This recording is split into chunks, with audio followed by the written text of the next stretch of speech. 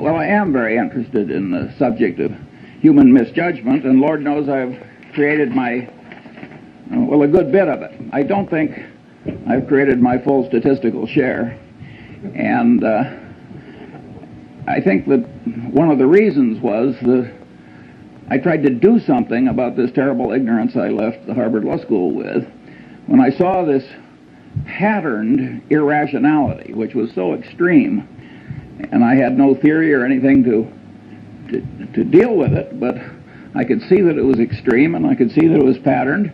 I just started to create my own system of psychology, partly by casual reading, but largely from personal experience, and I used that pattern to help me get through life. Fairly late in life, I stumbled into this book, Influence, by a psychologist named Bob Cialdini, who became a super tenured hotshot on a 2,000-person faculty at a very young age. And he wrote this book, which has now sold 300,000 copies, which is remarkable for it's an academic book aimed at a popular audience. And that filled in a lot of holes in my crude system. And when those holes had filled in, I thought I had a system that was a good working tool, and I'd like to share that one with you. And I came here because behavioral economics, how could economics not be behavioral? If it isn't behavioral, what the hell is it? I think it's fairly clear that all reality has to respect all other reality. If you come to inconsistencies, they have to be resolved. And so the idea of if there's anything valid in psychology, economics has to recognize it, and vice versa. So I think the people that are working on this fringe between economics and psychology are absolutely right to be there, and I think there's been plenty wrong over the years. Well, let me romp through as much of this list as I have time to get through. 24 standard causes of human misjudgment. First, under recognition of the power of what psychologists call reinforcement and economists call incentives. Well, you can say everybody knows that. Well, I think I've been in the top 5% of my age cohort all my life in understanding the power of incentives, and all my life I've underestimated it. And never a year passes but when I get some surprise that pushes my limit a little farther. So one of my favorite cases about the power of incentives is the Federal Express case, where heart and soul of the integrity of the system is that all the packages have to be shifted rapidly in one central location each night. And the system has no integrity if the whole shift can't be done fast. And Federal Express had one hell of a time getting the thing to work. And they tried moral suasion, they tried everything in the world, and finally somebody got the happy thought that they were paying the night shift by the hour, and that maybe if they paid them by the shift, the system would work better. And lo and behold, that solution worked. Early in the history of Xerox, Joe Wilson, who was then in the government, had to go back to Xerox because he couldn't understand how their better new machine was selling so poorly in relation to their older and inferior machine.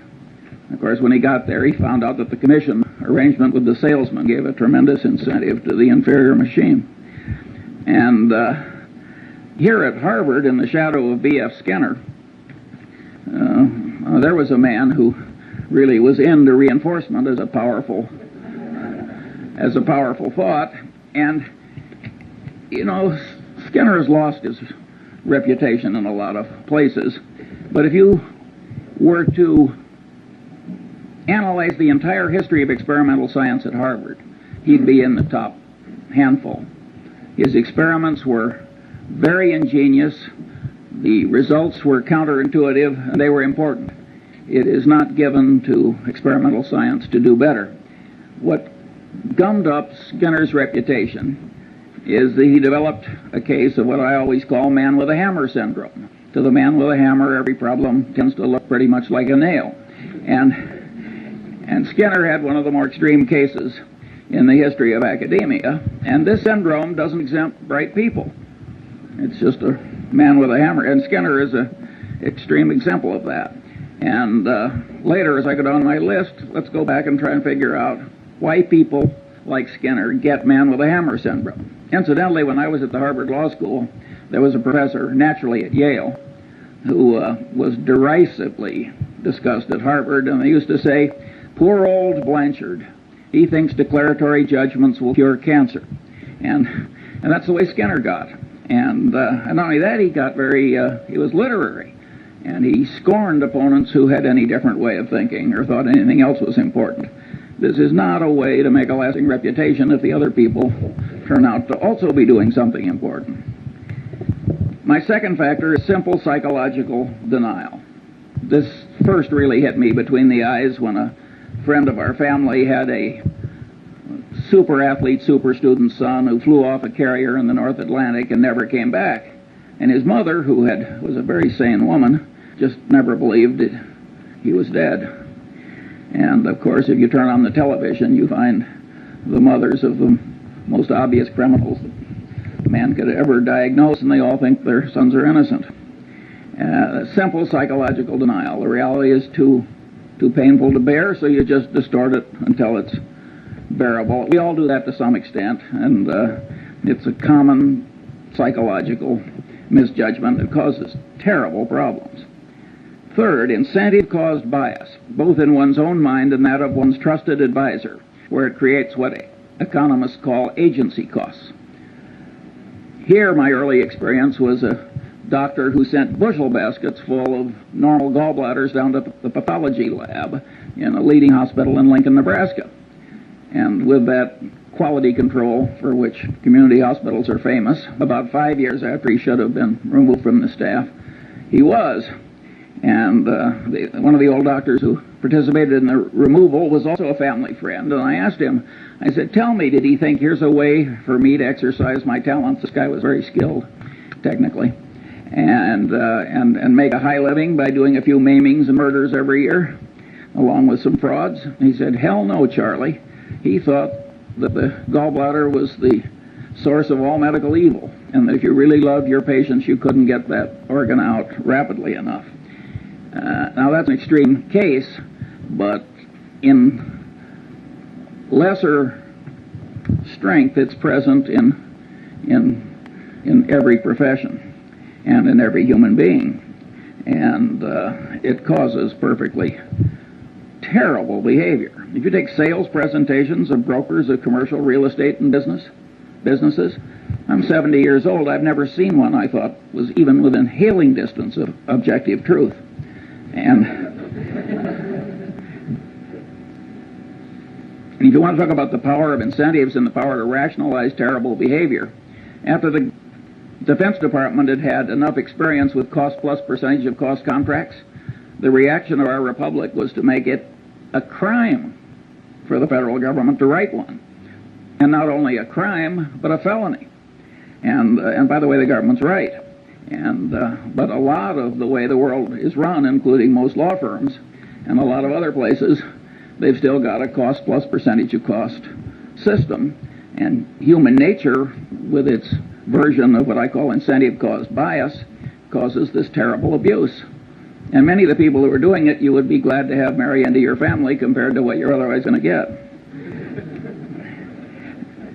Now, there are huge implications from the fact that human mind is put together this way, and that is that people who create things like cash registers, which make misbehavior hard, are some of the effective saints of our civilization.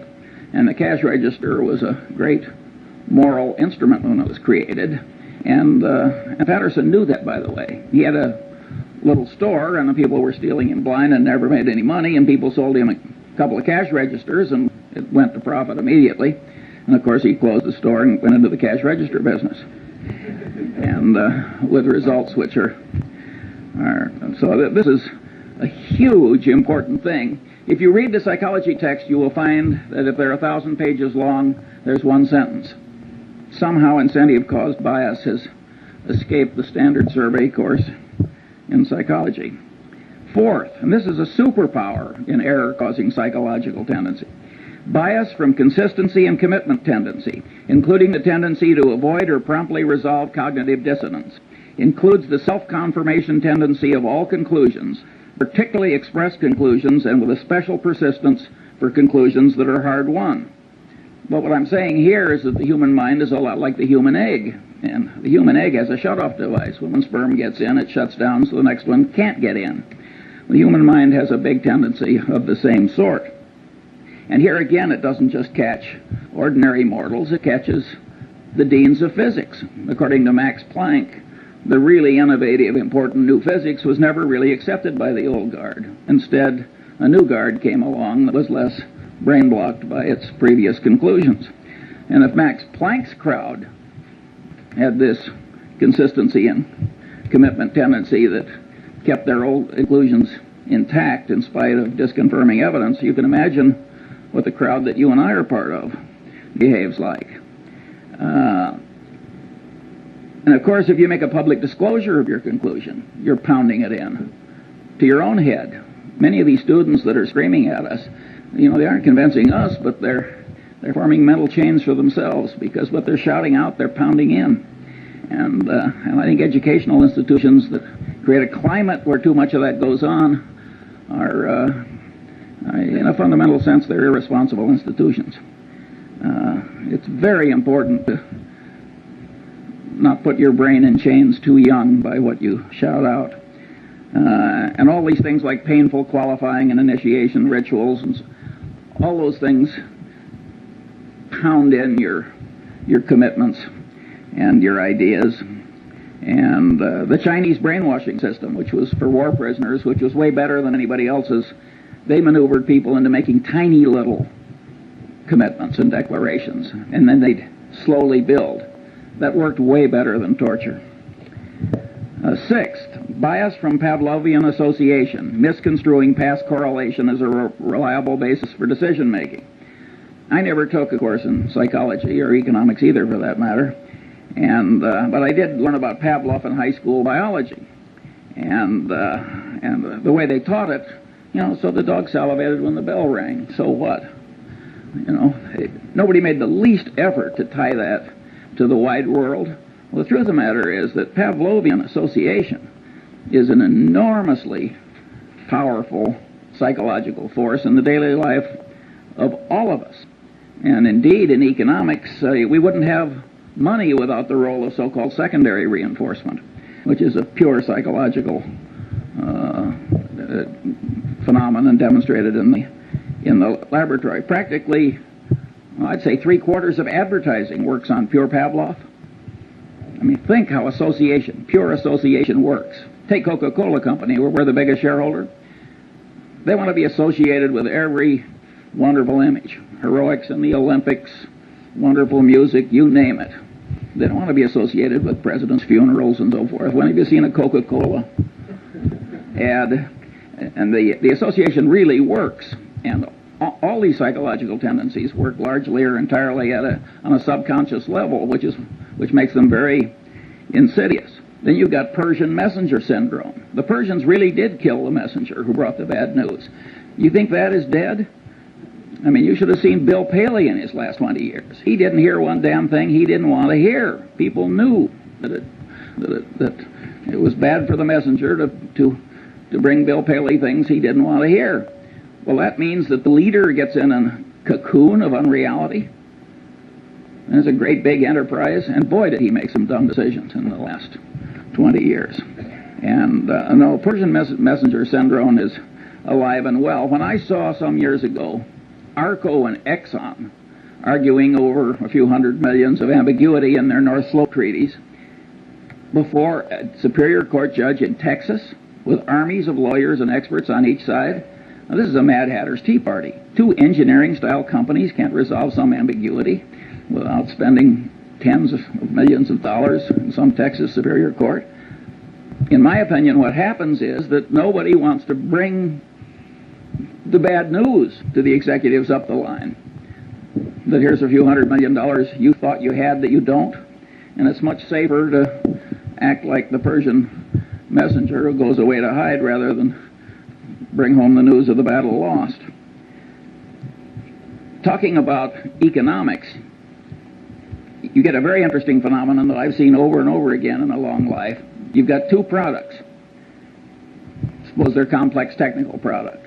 Now you think under the laws of economics that if product A costs X, if product Y costs X minus something, it will sell better than if it sells at X plus something.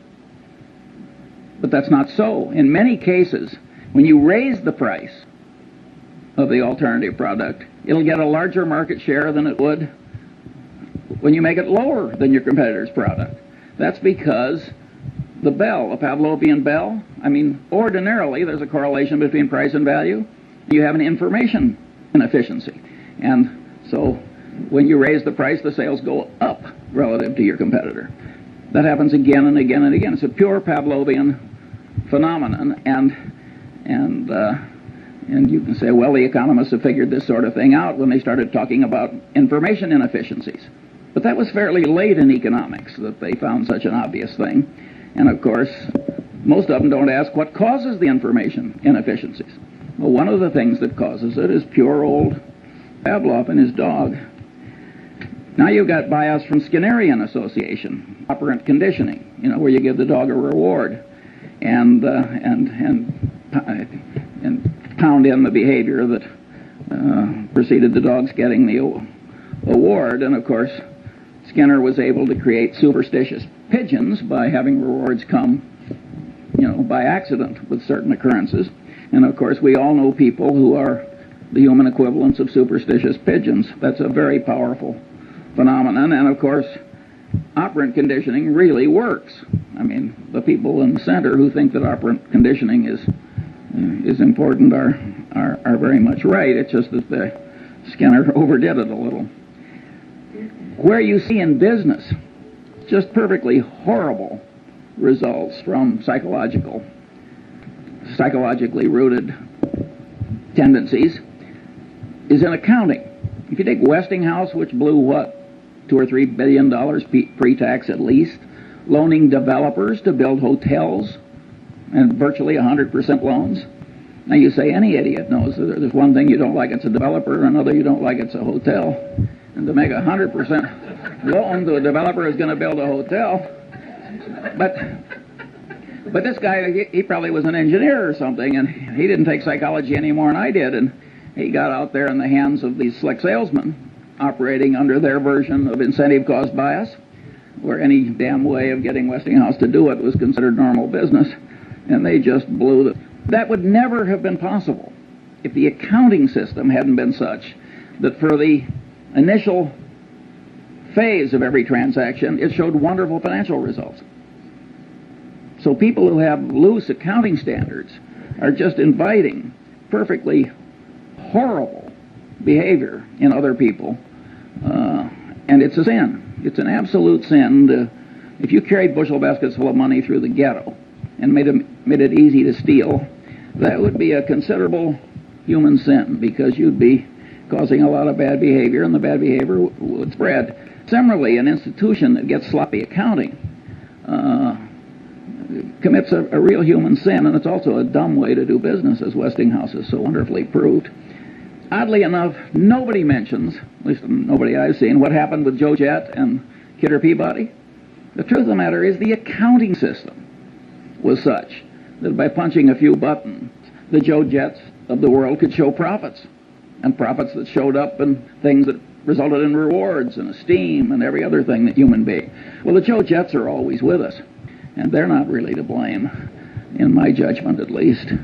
But that bastard who created that foolish accounting system, who so far as I know has not been flayed alive, ought to be. Seventh, bias from reciprocation tendency, including the tendency of one in a role to act as other persons expect. Well, here again, Cialdini does a magnificent job at this, and you're all going to be given a copy of Cialdini's book. And if you have half as much sense as I think you do, you will immediately order copies for all of your children and several of your friends. You will never make a better investment. It is so easy to be a patsy for what he calls the compliance practitioners of this life.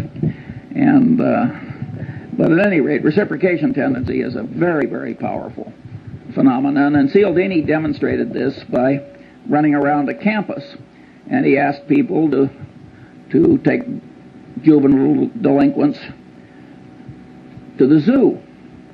And it was a campus, and so 1 in 6 actually agreed to do it. And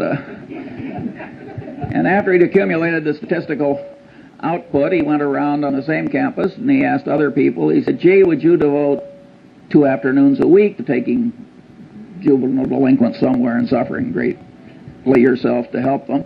And there he got 100% of the people to say no.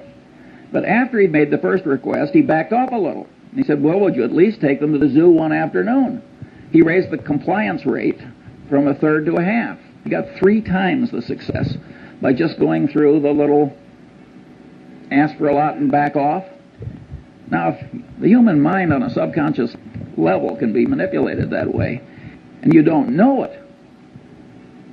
well, I always use the phrase, you're like a one-legged man in an ass-kicking contest. You are really giving a lot of quarter to the external world that you can't afford to give. And on this so-called role theory, where you tend to act in the way that other people expect, that's reciprocation, if you think about the way society is organized.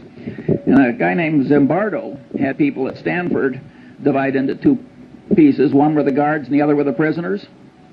And they started acting out roles as people expected. He had to stop the experiment after about 5 days.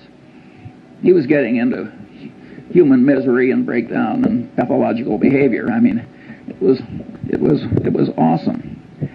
However, Zimbardo was greatly misinterpreted.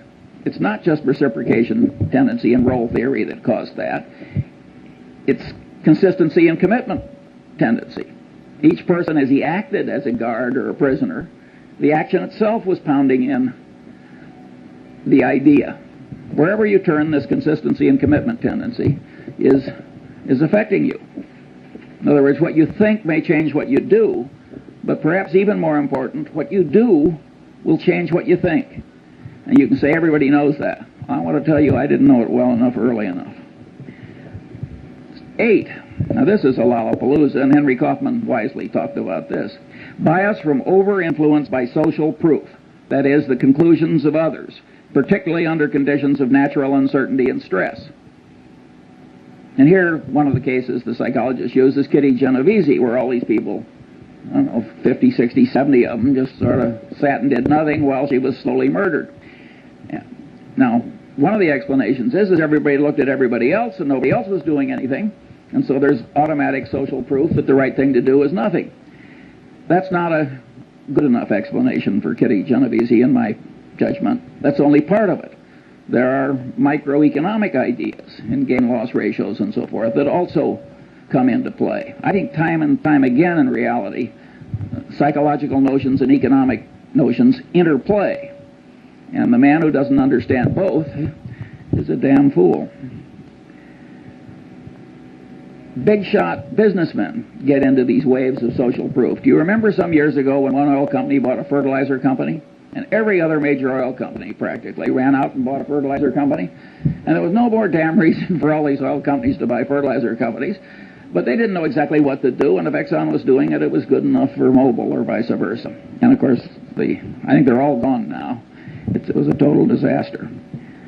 Now let's talk about efficient market theory, a wonderful economic doctrine that had a long vogue in spite of the experience of Berkshire Hathaway.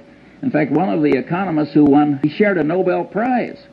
And as he looked at Berkshire Hathaway year after year, which people would throw in his face as saying maybe the market isn't quite as efficient as you think, he said, well, it's a 2 sigma event. And then he said we were a 3 sigma event. And then he said we were a 4 sigma event. And he finally got up to 6 sigmas. Better to add a sigma than change a theory just because the evidence comes in differently. And of course, when this share of a Nobel Prize went into money management himself, he sank like a stone. If you think about the doctrines I've talked about, namely, 1, the power of reinforcement. After all, you do something and the market goes up and you get paid and rewarded and applauded and what have you. You're getting a lot of reinforcement if you make a bet in a market and the market goes with you. Also, there's social proof. I mean, the prices in the market are the ultimate form of social proof, reflecting what other people think. And so the combination is very powerful. Why would you expect general market levels to always be totally efficient, say even in 1973-4 at the pit, or in 1972 or whatever it was when the Nifty 50 were in their heyday? If these psychological notions are correct, you would expect some waves of irrationality, which carry general levels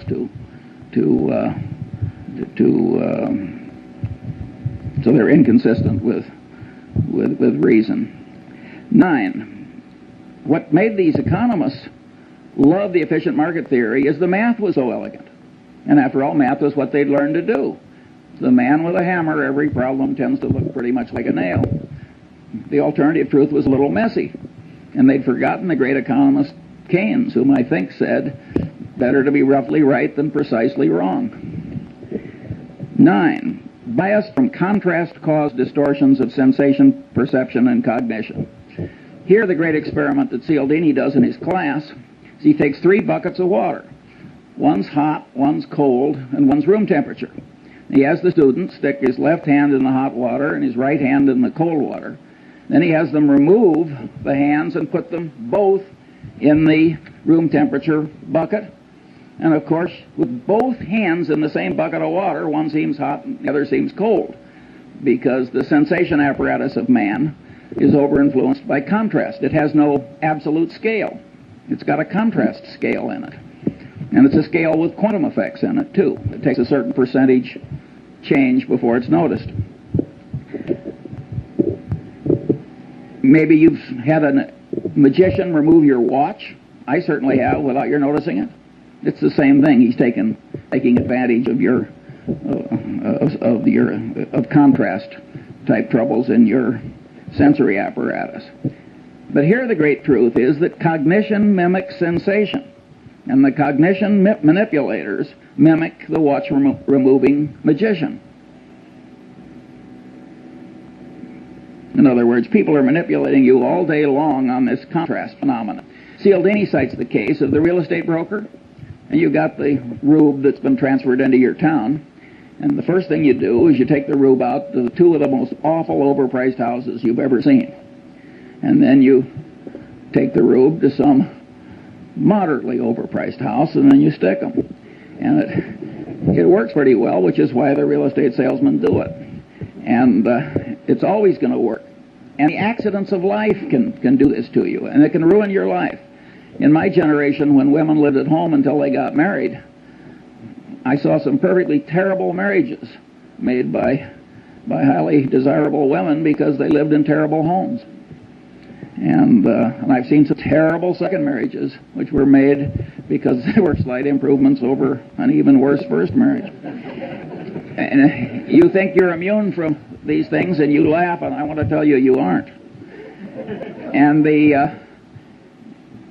my favorite analogy, I can't vouch for the accuracy of. I have this worthless friend I like to play bridge with, and he's a total intellectual amateur that lives on inherited money. But he told me once something I really enjoyed hearing. He said, Charlie, he says, if you throw a frog into very hot water, the frog will jump out. But if you put the frog in room temperature water and just slowly heat the water up, the frog will die there.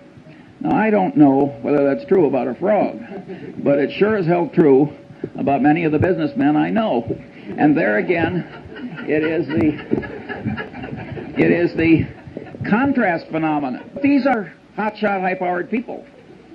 I mean, these are not fools.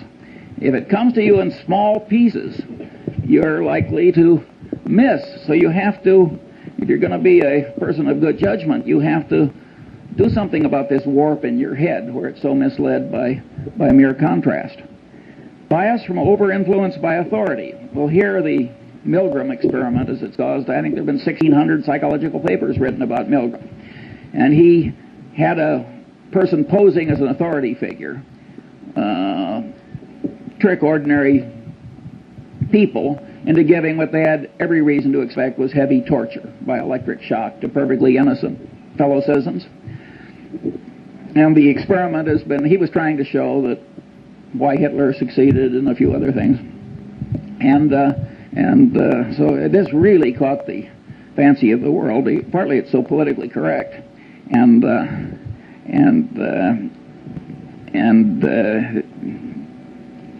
over-influenced by authority has another you'll like this one.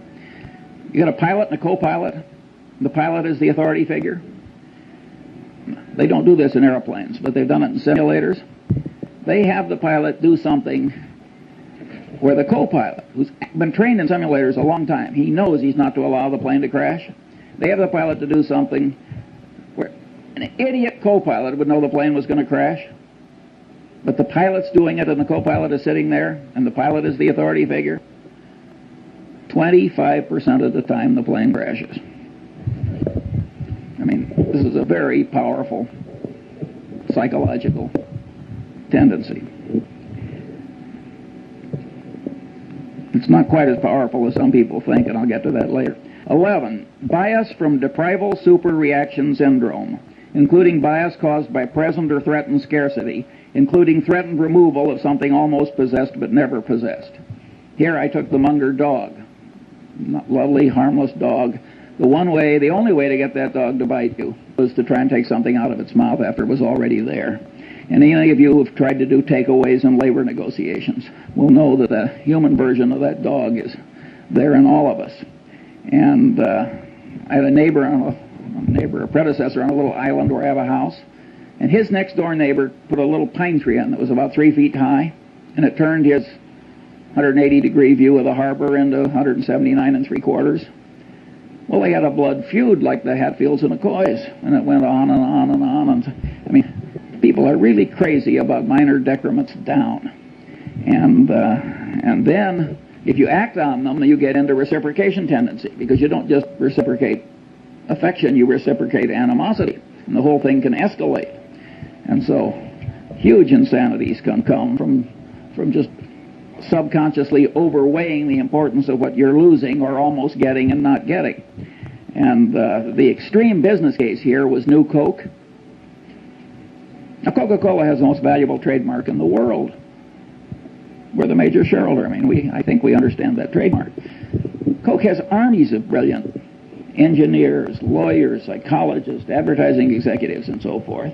And they had a trademark on a flavor, and they'd spent the better part of 100 years getting people to believe that trademark had all these intangible values too. And people associated it with a flavor. And so they were going to tell people not that it was improved, because you can't improve a flavor. If a flavor is a matter of taste, I mean, you may improve a detergent or something, but telling you're going to make a major change in a flavor. I mean, so they got this huge deprival superreaction syndrome.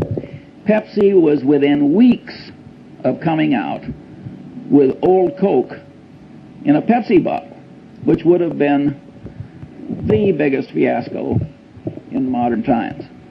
Perfect insanity. And by the way, both Goizueta and Keogh are just wonderful about it. I mean, they just joke. I mean, they don't.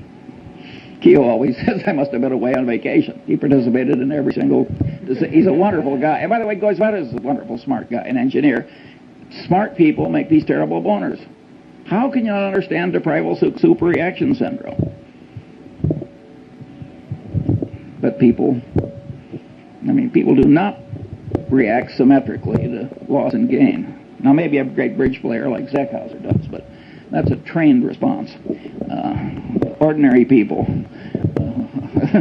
subconsciously affected by their inborn tendencies. Bias from envy, jealousy.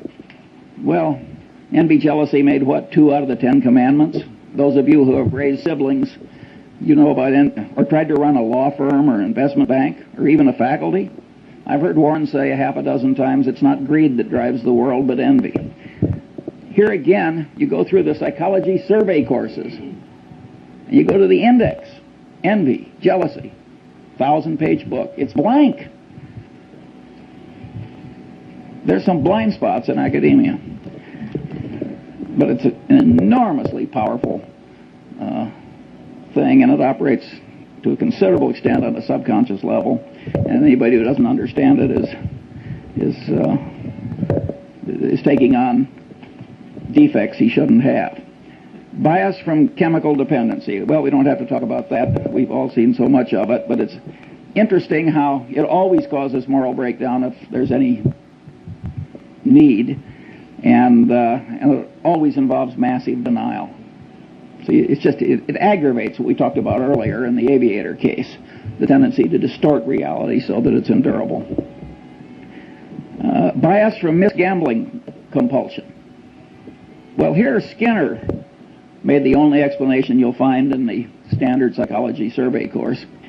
He, of course, created a variable reinforcement rate for his pigeons, his mice, and he found that would pound in the behavior better than any other reinforcement pattern.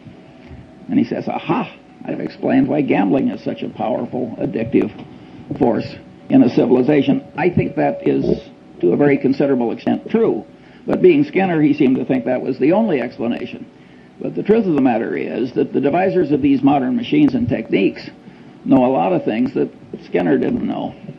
For instance, a lottery. You have a lottery where you get your number by lot, and then somebody draws a number by lot. It gets lousy play. You get a lottery where people get to pick their number. Get big play. Again, it's this consistency and commitment thing. People think that if they have committed to it, it has to be good. And the minute they've picked it themselves, it gets an extra validity. After all, they thought it and they acted on it. And then if you take slot machines, you get bar, lemon. That happens again and again and again. You get all these near misses. Well, that's deprival superreaction syndrome. And boy, do the people who create the machines understand human psychology. And if you got, for the high IQ crowd, they've got poker machines where you make choices. So you can play blackjack, so to speak, with the machine. It's wonderful what we've done with our computers to ruin a civilization. And but anyway, misgambling compulsion is a very, very powerful and important thing. Look at what's happening to our country. Every Indian reservation, every river town, and look at the people who are ruined by it with the aid of their stockbrokers and others. And again, if you look in the standard textbook of psychology, you'll find practically nothing on it except maybe one sentence talking about Skinner's rats. That is not an adequate coverage of the subject. Bias from liking distortion, including the tendency to especially like oneself, one's own kind, and one's own idea structures, and the tendency to be especially susceptible to being misled by someone liked. Disliking distortion, bias from that. The reciprocal of liking distortion, and the tendency not to learn appropriately from someone disliked. Well, here again we've got hugely powerful tendencies, and if you look at the wars in part of the Harvard Law School, as we sit here, you can see that very brilliant people get into this almost pathological behavior. And these are very, very powerful, basic, subconscious psychological tendencies, or at least partly subconscious. Now let's get back to B.F. Skinner, man with a hammer syndrome revisited. Why is man with the hammer syndrome always present? Well, if you stop to think about it, it's incentive-caused bias. His professional reputation is all tied up with what he knows. He likes himself and he likes his own ideas, and he's expressed them to other people. Consistency and commitment tendency. I mean, you got 4 or 5 of these elementary psychological tendencies combining to create this man with a hammer syndrome. And once you realize that you can't really buy your thinking done, partly you can, but largely you can't in this world, you have learned a lesson that's very useful in life. George Bernard Shaw said, and had a character say in The Doctor's Dilemma, in the last analysis, every profession is a conspiracy against the laity. But he didn't have it quite right, because it isn't so much conspiracy as it is a subconscious psychological tendency. The guy tells you what is good for him. He doesn't recognize that he's doing anything wrong any more than that doctor did when he was pulling out all those normal gallbladders. And he believes that his own idea structures will cure cancer. And he believes that the demons that he's the guardian against are the biggest demons and the most important ones. And in fact, they may be very small demons compared to the demons that you face. So you're getting your advice in this world from your paid advisor with this huge load of ghastly bias. And woe to you. There are only two ways to handle it. You can hire your advisor and then just apply a windage factor, like I used to do when I was a rifle shooter. I just adjust for so many miles an hour of wind. Or you can learn the basic elements of your advisor's trade. You don't have to learn very much, by the way, because you learn just a little, and then you can make him explain why he's right. And those two tendencies will take part of the warp out of the thinking you've tried to hire done. By and large, it works terribly. I have never seen a management consultant's report in my long life that didn't end with the following paragraph: what this situation really needs is more management consulting.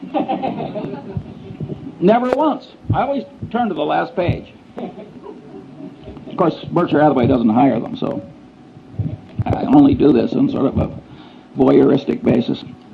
Sometimes I'm in a non-profit where some idiot hires one.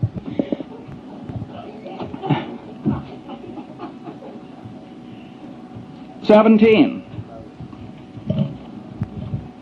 Bias from the non-mathematical nature of the human brain in its natural state, as it deals with probabilities employing crude heuristics, and is often misled by mere contrast, a tendency to overweigh conveniently available information, and other psychologically rooted misthinking tendencies on this list, when the brain should be using the simple probability mathematics of Fermat and Pascal, applied to all reasonably obtainable and correctly weighted items of information that are of value in predicting outcomes. The right way to think is the way Zeckhauser plays bridge. It's just that simple. And your brain doesn't naturally know how to think the way Zeckhauser knows how to play bridge. Now, you notice I put in that availability thing, and there I'm mimicking some very eminent psychologists, Kahneman, I hope I pronounced that right, and Tversky, who raised the idea of availability to a whole heuristic of misjudgment. And, you know, they are very substantially right. I mean, ask the Coca-Cola Company, which has raised availability to a secular religion, if availability changes behavior. You will drink a hell of a lot more Coke if it's always available.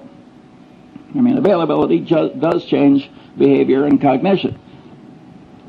Nonetheless, even though I recognize that and applaud Tversky and Kahneman, I don't like it for my personal system, except as part of a greater subsystem, which is, you got to think the way Zeckhauser plays the bridge. It isn't just the lack of availability that distorts your judgment. All the things on this list distort judgment. And I want to train myself to kind of mentally run down the list instead of just jumping on availability. So that's why I state it the way I do. In a sense, these psychological tendencies make things unavailable. Because if you quickly jump to one thing, and then because you've jumped to it, the consistency and commitment tendency makes you lock in, boom, that's error number one. Or if something is very vivid, which I'm going to come to next, that will really pound in. And the reason that the thing that really matters is now unavailable, and what's extra vivid wins, is, I mean, the extra vividness creates the unavailability. So I think it's much better to have a whole list of things that cause you to be less like Zeckhauser than it is just to jump on one factor. Here, I think we should discuss John Gutfriend.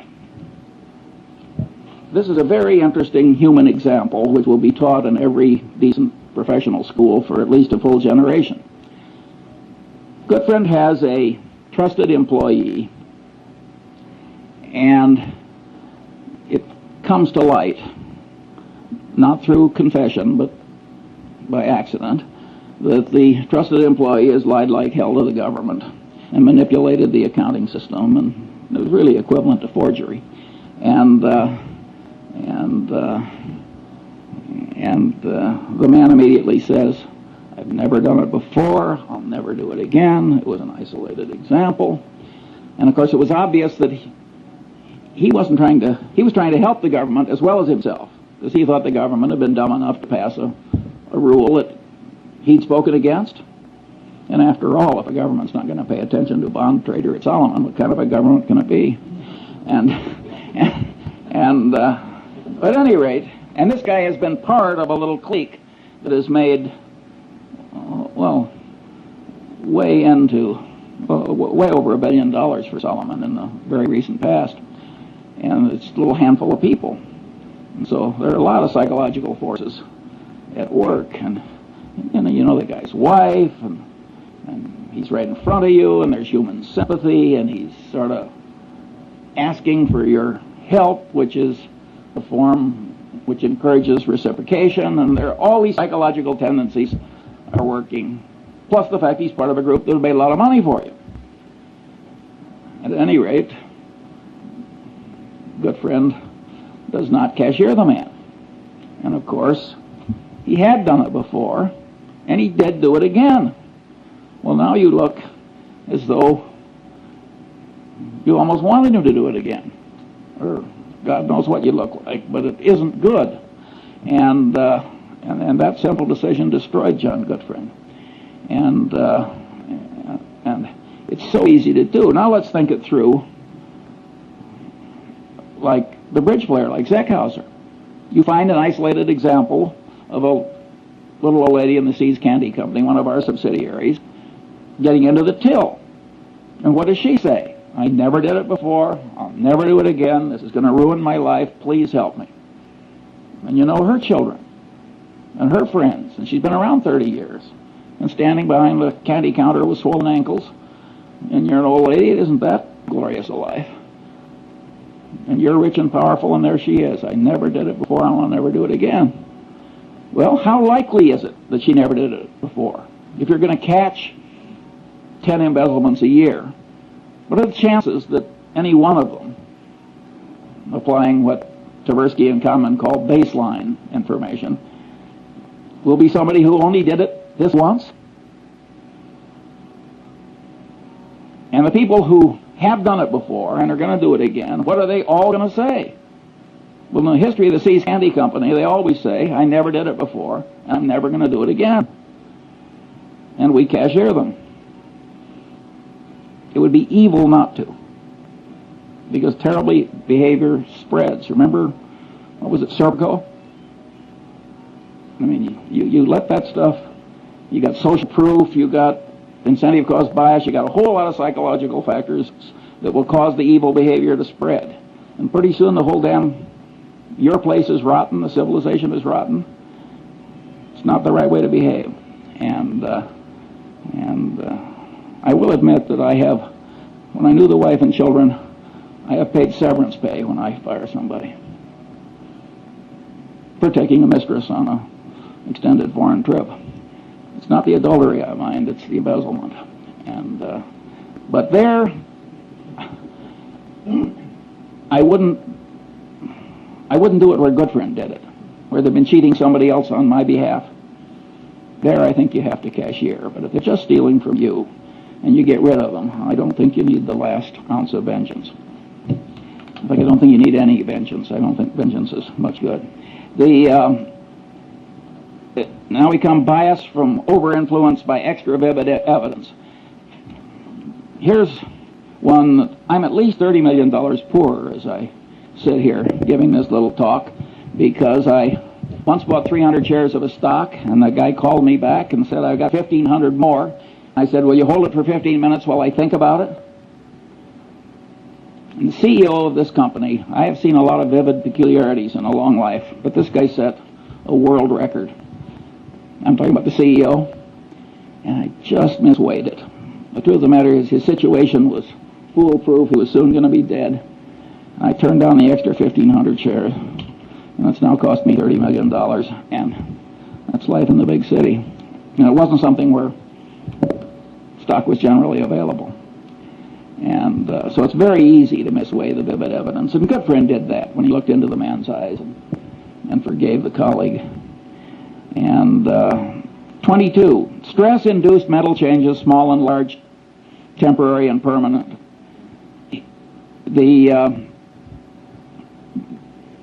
I've skipped one.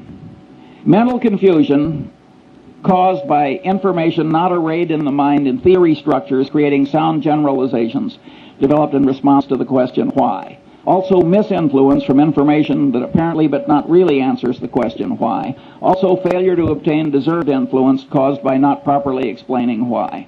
Well, we all know people who flunk, and they try and memorize, and they try and spout back, and it doesn't work. The brain doesn't work that way. You've got to array facts on theory structures answering the question why. If you don't do that, you cannot handle the world. And now we get to Feuerstein, who was the general counsel of Salomon when Goodfriend made his big error. And Feuerstein knew better. He told Goodfriend, you have to report this as a matter of morality and prudent business judgment. He said, it's probably not illegal, there's probably no legal duty to do it, but you have to do it as a matter of prudent conduct and proper dealing with your main customer. And he said that to Goodfriend on at least 2 or 3 occasions, and he stopped. And of course the persuasion failed, and when Goodfriend went down, Feuerstein went with him, and it ruined a considerable part of Feuerstein's life.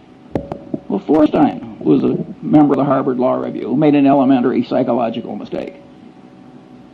You want to persuade somebody, you really tell them why. And what have we learned in lesson 1? Incentives really matter. He should have told, and vivid evidence really works. He should have told Goodfriend, you are likely to ruin your life and disgrace your family and lose your money. And is Mosier worth this? I know both men, that would have worked. So Feuerstein flunked elementary psychology, this very sophisticated, brilliant lawyer. Well, don't you do that. It's not very hard to do, just to remember that why is terribly important. Other normal limitations of sensation, memory, cognition, and knowledge, well, I don't have time for that. Stress-induced mental changes.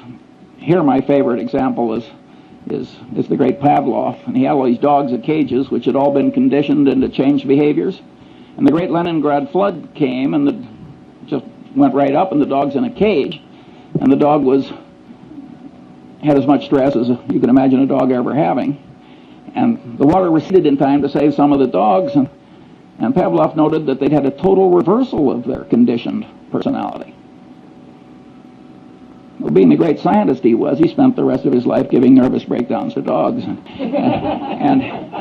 he learned a hell of a lot that I regard as very interesting. I have never known any Freudian analyst who knew anything about the last work of Pavlov. And I've never met a lawyer who understood that what Pavlov found out with those dogs had anything to do with programming and deprogramming and cults and so forth. I mean, the amount of elementary psychological ignorance is out there in high levels is very substantial. Then we've got other common mental illnesses and declines, temporary and permanent, including the tendency to lose ability through disuse. And then I've got mental and organizational confusion from say-something syndrome. And here my favorite thing is the bee, the honeybee. And the honeybee goes out and finds the nectar, and he comes back and he does a dance that communicates to the other bees where the nectar is, and they go out and get it. Well, some scientist who was clever, like B.F. Skinner, decided to do an experiment. He put the nectar straight up, way up. Well, in a natural setting, there is no nectar way the hell straight up. And the poor honeybee doesn't have a genetic program that is adequate to handle what he now has to communicate. And you'd think the honeybee would come back to the hive and slink into a corner. But he doesn't. He comes into the hive and does this incoherent dance. And all my life I've been dealing with the human equivalent of that honeybee. And it's a very important part of human organization to set things up so the noise and the reciprocation and so forth of all these people who have what I call say-something syndrome don't really affect the decisions. Now, the time has come to ask 2 or 3 questions. This is the most important question in this whole talk. What happens when these standard psychological tendencies combine? What happens when the situation or the artful manipulation of man causes several of these tendencies to operate on a person toward the same end at the same time? The clear answer is the combination greatly increases power to change behavior compared to the power of merely one tendency acting alone. Examples are Tupperware parties.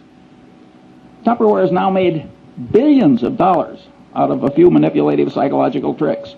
It was so schlock that directors of Justin Dart's company resigned when he crammed it down his board's throat.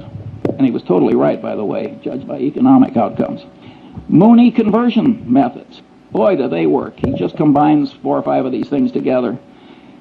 The system of Alcoholics Anonymous. A 50% no drinking rate outcome when everything else fails. It's a very clever system that uses 4 or 5 psychological systems at once toward, I might say, a very good end. The Milgram experiment. See, Milgram, it's been widely interpreted as mere obedience. But the truth of the matter is that the experimenter who got the students to give the heavy shocks in Milgram, he explained why. It was a false explanation. We need this to look for scientific truth and so on. That greatly changed the behavior of the people. And number 2, he worked them up. Tiny shock, little larger, little larger. So commitment and consistency tendency and the contrast principle were both working in favor of this behavior. So again, it's 4 different psychological tendencies. That's when you get these Lollapalooza effects, you will almost always find 4 or 5 of these things working together. When I was young, there was a whodunit hero who always said, cherchez la femme. And what you should search for in life is the combination, because the combination is likely to do you in. Or if you're the inventor of Tupperware parties, it's likely to make you enormously rich if you can stand shaving when you do it. Then one of my favorite cases is the McDonnell-Douglas airliner evacuation disaster. The government requires that airliners pass a bunch of tests. One of them is evacuation. Get everybody out, I think it's 90 seconds or something like that. It's some short period of time. The government has rules, make it very realistic, so on and so on. You can't select nothing but 20-year-old athletes to evacuate your airliner. So McDonnell-Douglas schedules one of these things in a hangar, and they make the hangar dark, and the concrete floor is 25 feet down, and they got these little rubber chutes, and they got all these old people, and they ring the bell, and they all rush out, and in the morning, when the first test is done, they create, 20 terrible injuries that will go off to hospitals. And of course, they scheduled another one for the afternoon. By the way, they didn't meet the time schedule either, in addition to causing all the injuries. Well, so what do? They do it again in the afternoon. Now they create 20 more injuries and 1 case of a severed spinal column with permanent unfixable paralysis. These are engineers, these are brilliant people, this is thought over through in a big bureaucracy. Again, it's a combination of attendance. Authorities told you to do it. He told you to make it realistic. You've decided to do it. You've decided to do it twice. Incentive cost bias. If you pass, you save a lot of money. You've got to jump this hurdle before you can sell your new airliner. Again, 3, 4, 5 of these things work together, and it turns human brains into mush. And maybe you think this doesn't happen in picking investments? If so, you're living in a different world than I am. Finally, the open outcry auction. The open outcry auction is just made to turn the brain into mush. You get social proof, the other guy is bidding, you get reciprocation tendency, you get deprival superreaction syndrome, the thing is going away. I mean, it's just absolutely designed to manipulate people into idiotic behavior. Finally, the institution of the board of directors of a major human American company.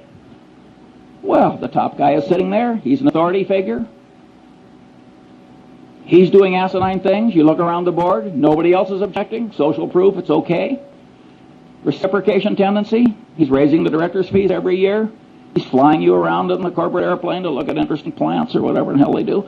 And You go, and you really get extreme dysfunction as a corrective decision-making body in the typical American board of directors. They only act, again, the power of incentives, they only act when it gets so bad that it starts reflecting, making them look foolish or threatening legal liability to them. That's Munger's rule. I mean, there are occasional things that don't follow Munger's rule, but by and large, the board of directors is a very ineffective corrector if the top guy is a little nuts, which of course frequently happens. The second question: isn't this list of standard psychological tendencies improperly tautological compared with the system of Euclid? That is, aren't there overlaps, and can't some items on the list be derived from combinations of other items? The answer to that is plainly yes. 3, what good is in the practical world is the thought system indicated by the list? Isn't practical benefit prevented because these psychological tendencies are programmed into the human mind by broad evolution, so we can't get rid of them? Broad evolution, I mean the combination of genetic and cultural evolution, but mostly genetic. Well, the answer is the tendencies are partly good, and indeed probably much more good than bad, otherwise they wouldn't be there. By and large, these rules of thumb have worked pretty well for man given his limited mental capacity, and that's why they were programmed in by broad evolution. At any rate, they can't be simply washed out automatically, and they shouldn't be. Nonetheless, the psychological thought system described is very useful in spreading wisdom and good conduct when one understands it and uses it constructively. Here are some examples. Karl Braun's communication practices. He designed oil refineries with spectacular skill and integrity. He had a very simple rule. Remember I said why is important? You got fired in the Braun Company. You had to have 5 W's. You had to tell who what you wanted to do, where and when, and you had to tell him why. And if you wrote a communication and left out the why, you got fired. Because Braun knew it's complicated building an oil refinery. And it can blow up, all kinds of things happen. And he knew that his communication system worked better if you always told him why. That's a simple discipline, and boy does it work. 2, the use of simulators in pilot training. Here again, abilities attenuate with disuse. Well, the simulator is God's gift because you can keep them fresh. The system of Alcoholics Anonymous. That's certainly a constructive use of somebody understanding psychological tendencies. I think they just blundered into it, as a matter of fact. So you can regard it as kind of an evolutionary outcome. But just because they blundered into it doesn't mean you can't invent its equivalent when you need it for a good purpose. Clinical training in medical schools. Here's a profoundly correct way of understanding psychology. The standard practice is watch one, do one, teach one. Boy, does that pound in what you want pounded in. Again, the consistency and commitment tendency. And that is a profoundly correct way to teach clinical medicine. The rules of the U.S. Constitutional Convention. Totally secret, no vote until the final vote, then just one vote on the whole Constitution. Very clever psychological rules. And if they had a different procedure, everybody would have been pushed into a corner by his own pronouncements and his own oratory and his own, and no recorded votes until the last one. And they got it through by a whisker with those wise rules. We wouldn't have had the Constitution if our forefathers hadn't been so psychologically acute. And look at the crowd we got now. 6, the use of Granny's rule. I love this. One of the psychologists who works with the Center gets paid a fortune running around America, and he teaches executives to manipulate themselves. Now, Granny's rule is you don't get the ice cream unless you eat your carrots. Well, Granny was a very wise woman. That is a very good system. And so this guy, very eminent psychologist, he runs around the country telling executives to organize their day. So they force themselves to do what's unpleasant and important by doing that first and then rewarding themselves with something they really like doing. He is profoundly correct. 7, the Harvard Business School's emphasis on decision trees. When I was young and foolish, I used to laugh at the Harvard Business School. I said, they're teaching 28-year-old people that high school algebra works in real life. We're talking about elementary probability. But later I wised up and I realized that it was very important that they do that, and better late than never. 8, the use of postmortems at Johnson & Johnson.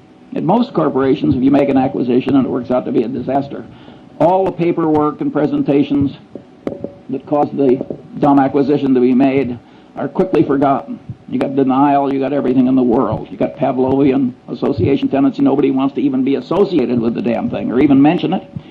Johnson & Johnson, they make everybody revisit their old acquisitions and wade through the presentations. That is a very smart thing to do. And by the way, I do the same thing routinely. 9, the great example of Charles Darwin is he avoided confirmation bias. Darwin probably changed my life because I'm a biography nut. And when I found out the way he always paid extra attention to the disconfirming evidence and all these little psychological tricks, I also found out that he wasn't very smart by the standards, the ordinary standards of human acuity. Yet there he is, buried in Westminster Abbey. That's not where I'm going, I'll tell you. And I said, my God, here's a guy that, by all objective evidence, is not nearly as smart as I am, and he's in Westminster Abbey. He must have tricks I should learn.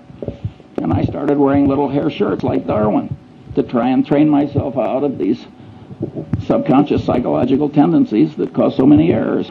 It didn't work perfectly, as you can tell from listening to this talk, but it would have been even worse if I hadn't done what I did. And you can know these psychological tendencies and avoid being the patsy of all the people that are trying to manipulate you to your disadvantage, like Sam Walton. Sam Walton will let a purchasing agent take a handkerchief from a salesman. He knows how powerful the subconscious reciprocation tendency is. That is a profoundly correct way for Sam Walton to behave. Then there's the Warren Buffett rule for open outcry auctions. Don't go. We don't go to the closed bid auctions, too, because that's a counterproductive way to do things ordinarily for a different reason, which Zeckhauser would understand. 4, what special knowledge problems lie buried in the thought system indicated by the list?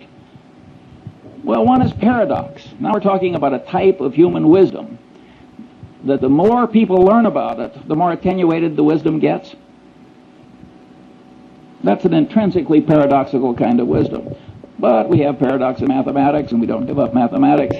I say, damn the paradox. This stuff is wonderfully useful. And by the way, the granny's rule, when you apply it to yourself, is sort of a paradox in a paradox. The manipulation still works even though you know you're doing it. And I've seen that done by one person to another. I drew this beautiful woman as my dinner partner a few years ago, and I'd never seen her before, although she's married to a prominent Angelino, and she sat down next to me and she turned her beautiful face up and she said, Charlie, she said, what one word accounts for your remarkable success in life? Now, I knew I was being manipulated and that she'd done this before, and I just loved it. I never see this woman without a little lift in my spirits. And by the way, I told her I was rational.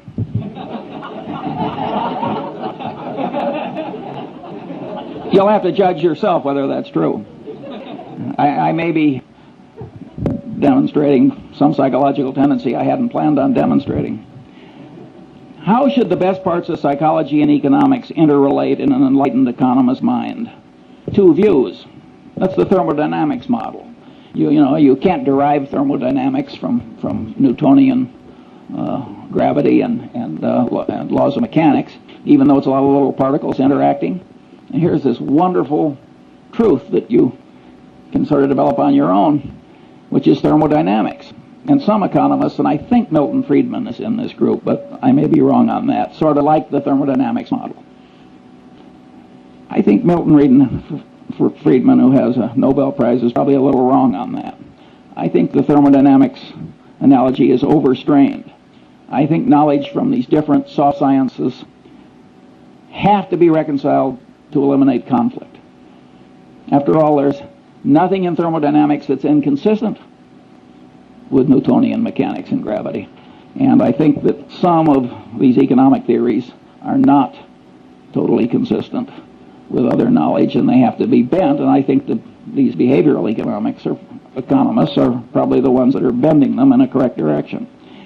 Now, my prediction is when the economists take a little psychology into account, that the reconciliation will be quite endurable. And here my model is the precession of the equinoxes.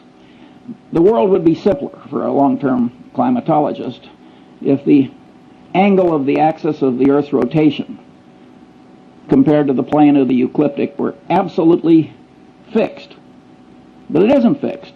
Over every 40,000 years or so, there's this little wobble, and that has pronounced long-term effects. Well, in many cases, what psychology is going to add is just a little wobble, and it will be endurable. Here I quote another hero of mine, who of course is Einstein, where he said, "The Lord is subtle but not malicious." And I don't think it's going to be that hard to bend economics a little to accommodate what's right in psychology. The final question is, if the thought system indicated by this list of psychological tendencies has great value not widely recognized and employed, what should the educational system do about it? I am not going to answer that one now. I like leaving a little mystery. Have I used up all the time, so there's no time for questions? I think that what we're going to do is we're going to borrow a little bit of time from the end of the day summary and questions, and we're going to move it and allocate it to Charles Munger. That's definitely the thing. So when we have questions for 10 to 15 minutes, and then we'll ask other people questions mostly. By the way, the dean of the Stanford Law School is here today, Paul Brest, and he is trying to create a course at the Stanford Law School that tries to work stuff similar to this into worldly wisdom for lawyers, which I regard as a profoundly good idea, and he wrote an article about it, and you'll be given a copy along with Cialdini's book. Questions? Yeah. Would we be able to get a copy of that list of 24? Yes. I presume there would be one curious man. And I have it, and I'll put it over there on the table, but don't take more than one because I didn't anticipate such a big crowd. And if we run short, I'm sure the center is up to making other copies. And yeah. Well, let me just ask one question. If I had listened to this talk, I might have thought that you were a psychologist. I can't hear you. If I had listened to this talk, I might have thought, in fact, Charles Munger was a psychology professor operating at a business school. Every once in a while, on a micro issue, you told us how you would have dealt with one of these issues, for example, with the unfortunate lady from Seas. But you didn't tell us how these tendencies affected you in what's probably the most important, or one of the most important elements of your success, which was deciding where to invest your money. And I'm wondering if you might relate some of these principles to some of your past decisions that way. Well, of course, an investment decision in the common stock of a company frequently involves a whole lot of factors interacting. Usually, of course, there's one big, simple model. And a lot of those models are microeconomic. And I have a little list of, it wouldn't be nearly 24 of those, but I don't have time for that one. And I don't have too much interest in teaching other people how to get rich. My personal, and that isn't because I fear the competition or anything like that. Warren has always been very open about what he's learned, and I share that ethos. My personal behavior model is Lord Keynes. I wanted to get rich so I could be independent, and so I could do other things like give talks on the intersection of psychology and economics. I didn't want to turn it into a total obsession. Yeah. Out of those 24, could you tell us the one rule that is most important? I would say the one thing that causes the most trouble is when you combine a bunch of these together, you get this Lollapalooza effect. And if you read the psychology textbooks, they don't discuss how these things combine, at least not very much. Do they multiply? Do they add? How does it work? I think it would be just an automatic subject for research, but it doesn't seem to turn the psychology establishment on. I think this is a man for Mars approach to psychology. I just reached in and took what I thought I had to have. That is a different set of incentives from rising in an economic establishment where the reward system, again, the reinforcement, comes from being a truffle hound. That's what Jacob Viner, the great economist, called it, the truffle hound. An animal so bred and trained for one narrow purpose that he wasn't much good at anything else. And that is the reward system in a lot of academic departments. It is not necessarily for the good. It may be fine if you want new drugs or something. You want people stunted in a lot of different directions so they can grow in one narrow direction. But I don't think it's good teaching psychology to the masses. In fact, I think it's terrible.